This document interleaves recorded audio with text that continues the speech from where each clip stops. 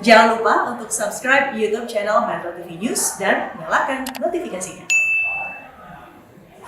Pemirsa, lalu apakah pandemi mengubah perilaku remaja dan faktor apa saja yang dapat merubah psikologi remaja sehingga berperilaku anarkis bahkan menjurus ke arah kriminal? Kita akan membahasnya bersama dengan psikolog remaja dan keluarga Ratih Ibrahim. Mbak Ratih, selamat pagi. Selamat pagi Marvin, selamat pagi semuanya. Iya, Mbak Ratih, Mudah-mudahan ini sehat semua ya. sehat semua, semoga sehat juga Mbak Ratih. Mbak Ratih, ini kenapa ya tingkat kenakalan remaja kian meningkat di masa pandemi ini? Apakah tingkat tekanan psikologis di era pandemi yang kian meningkat atau seperti apa? Saya tuh melihat dari kasus-kasus yang ada ya, kita memang kemudian cenderung menghubungkannya dengan pandemi yang ada pada saat ini. Tetapi kalau saya mencoba mencermati profil dari mereka yang melakukan kenakalan. Sebetulnya yang disebut kenakalan remaja ini kan karena perilaku yang ditampilkan menuju kepada perilaku kriminalitas. Nah ini terjadi ada pandemi maupun tidak ada pandemi. Justru sebetulnya menjadi sangat mengecewakan ya pada saat kita semua sedang prihatin nih dengan situasi yang ada dan berusaha untuk bisa bertahan dari keterpurukan dan kemudian menggunakan sumber daya yang sudah sangat terbatas yang kita miliki, kok ini remajanya justru seolah-olah ya tidak berempati dan malah melakukan perilaku yang membuat kerusuhan. Dan ini karena pandemi kah, karena tekanan kah? Sebetulnya remaja sebagai orang muda, the agent of change, banyak hal yang bisa dilakukan yang sifatnya positif. Jadi terus terang saya tidak melihatnya dikarenakan oleh pandemi, tekanan karena harus di rumah aja dan sebagainya. Ini memang perilaku kenakalan, perilaku yang tidak baik yang memang sudah ada pada remaja bersangkutan. Jadi treatmentnya bukan treatment sebagai impact dari pandemi. Ini memang perlu kita cermati sebagai perilaku yang memang sudah ada pada mereka. Jadi sebisanya ya memang perlu dicegah dan ditindaklanjuti secara lebih tegas ya. Oke, kemudian kalau kita lihat ini Mbak Ratih, ini mereka tampaknya seperti tidak takut akan hukum gitu. Jadi bentuk pengekspresiannya itu bahkan terang-terangan, bisa langsung kemudian tawuran atau bahkan melalui media sosial. Apa yang membuat mereka ini tidak takut akan hukum? Nah, kalau di sini begini, mereka mungkin belajarnya begini, bahwa sekarang ketika orang banyak menahan diri ya, kemudian beranggapan bahwa toleransi terhadap perilaku tidak baik yang mereka tampilkan itu akan menjadi lebih besar. Sehingga kalau kita lihat bagaimana sebetulnya orang-orang ini memang pada dasarnya ingin melakukan perilaku-perilaku yang bertentangan dengan hukum ya. Manifestasi perilakunya memang bertentangan dengan hukum ya. Dan kemudian membuat keributan, membuat keramaian gitu yang sebelumnya memang sempat reda karena mungkin takut sakit. Tapi juga bisa juga karena kondisi yang ada, kemudian semua orang berada di rumahnya sendiri, kemudian merasa menjadi punya ruang yang sangat lebar untuk bisa mengekspresikan semua kenakalannya itu tadi. Pertanyaannya adalah kenapa ya kesannya tidak takut sama hukum? Jangan-jangan kita juga memberikan ruang toleransi yang terlalu besar untuk segala bentuk perilaku nakal ini. Ini yang perlu menjadi bahan introspeksi juga buat kita. Jangan-jangan kita juga bersikapnya juga kurang tegas di sini. Oke.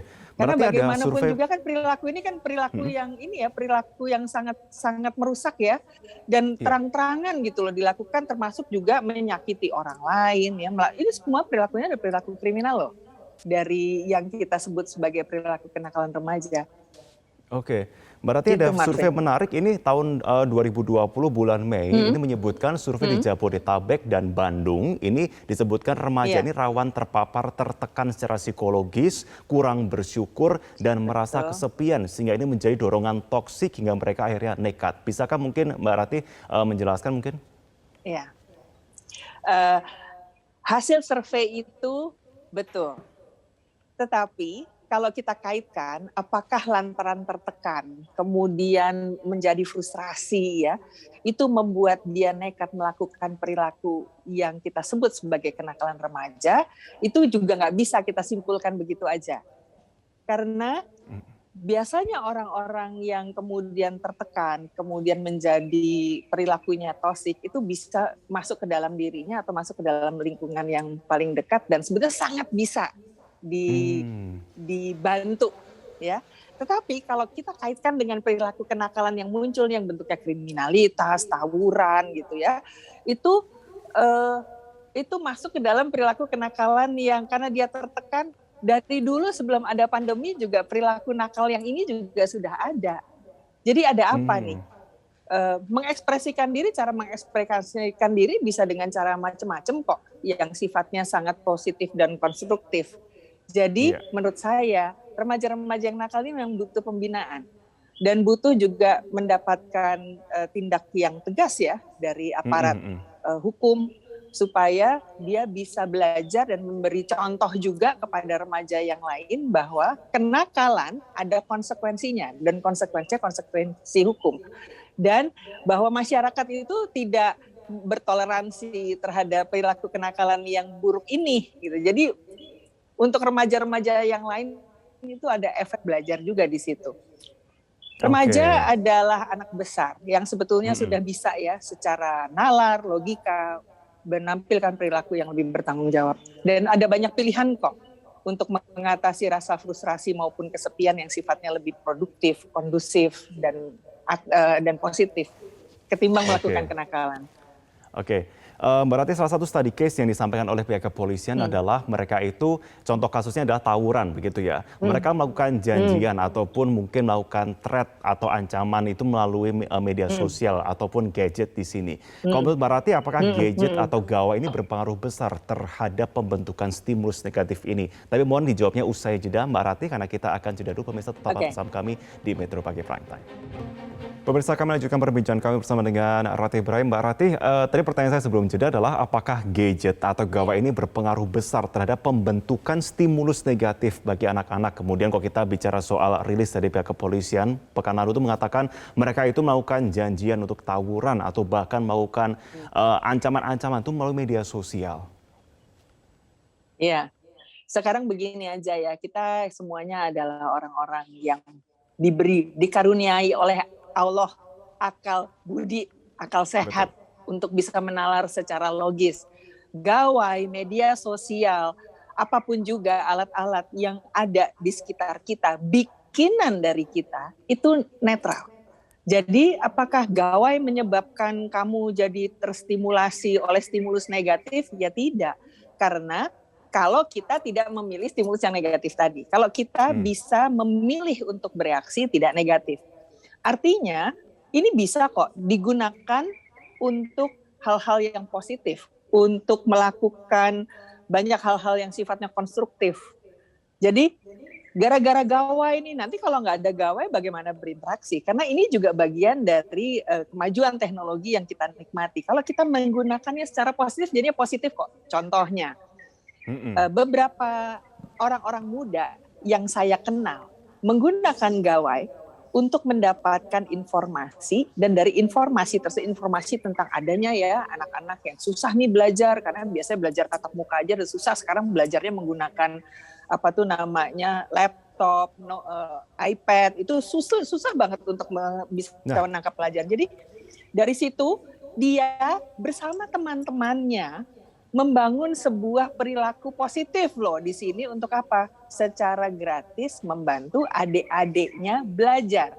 Ini kan juga menggunakan gawai, atau misalnya untuk mengumpulkan teman-temannya bukan untuk tawuran, tapi untuk bersih-bersih lingkungan. Ini kan sebentar lagi kita mau merayakan kemerdekaan Republik Indonesia yang ke-76 nih. Ya kan itu bisa dilakukan, atau misalnya ya tetap menerapkan protokol, kita ngecat ya kampung kita supaya jadi lebih semarak, lebih bersih. Kita dananya kita kumpulkan ya bersama-sama, jadi nggak usah nunggu drop dari pemerintah misalnya. Kita bisa melakukan sendiri. Ini kan jadi positif. Jadi kesimpulannya, apakah gawai memberikan stimulus negatif sebagai media? Bisa kalau kita memilih ke situ. Tetapi orang muda itu mampu punya pilihan, Marvin, untuk menggunakan apa yang ada di sekitarnya secara baik. Pilih yang itu aja, kenapa sih? Gitu loh. Yes. Daripada melakukan tindak kenakalan tadi. Oke, berarti kita kan bicara soal pembinaan sekarang. Pembinaan yang menjadi garda pertama adalah keluarga untuk bisa membentuk komunikasi. Betul. Tapi satu sisi, kejenuhan komunikasi dalam keluarga pun juga kadang bisa menjadi faktor anak tersebut melakukan rebellion atau perlawanan begitu. Bagaimana membentuk komunikasi yang benar-benar inline supaya antara anak dan keluarga satu sama lain ini bisa kemudian tercipta sebuah komunikasi yang lebih produktif? Kalau bicara komunikasi kan it takes two to tango ya, dua belah pihak sebetulnya saling punya kontribusi. Kita kerap memang menuntut orang tua untuk mengambil peran yang lebih aktif. Semakin muda seseorang, artinya semakin kecil ya usianya, tentu yang paling dominan adalah orang tuanya. Dan orang tua punya tanggung jawab untuk membentuk sebuah pola budaya di rumah yang baik, yang positif. Itu tanggung jawab orang tua. Tapi semakin seseorang masuk ke usia yang semakin besar, apalagi setelah dia menginjak akil balik, perannya bisa menjadi lebih aktif loh. Jadi termasuk juga membuat impact di rumah ya, tentang gimana ya komunikasi yang baik. Jadi kalau keras dilawan keras, jadi keras nih, batu sama batu jadi percikan api nih. Kita anak-anak muda juga bisa kok memberi teladan kepada orang tua, mengambil jarak. Jadi nggak cuma nyalain aja ya, atau kurang aja.